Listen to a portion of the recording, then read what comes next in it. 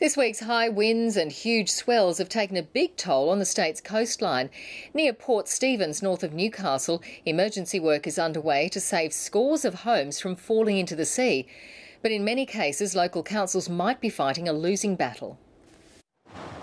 The combination of a king tide and a winter storm lashed vulnerable homes and infrastructure, hugging the state's coastline this week. At Nora Heads, chunks of a picnic area were torn away. Further north in the Great Lakes, emergency remediation is continuing. Should we get another big storm and the reserves of the emergency sand have gone, these houses will be under threat. The Great Lakes Council had just dumped 500 truckloads of sand at Jimmy's Beach when the storm hit. Almost all of it was swept away as waves crashed through the Port Stephens headland. If we don't replenish, what happens is this whole peninsula will wash away and it will open up Teagards and Hawk's Nest to an environmental disaster. On the front line are dozens of houses.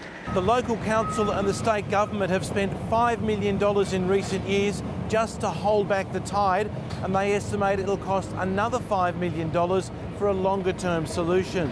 The Australian Coastal Society says many houses have been built on sand dunes that are inherently unstable.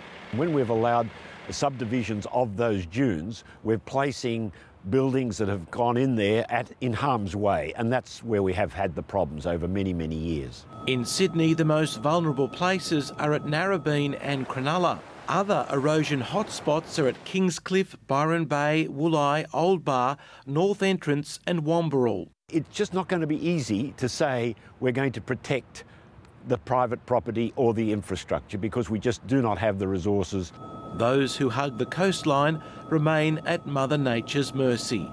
David Spicer, ABC News, Sydney.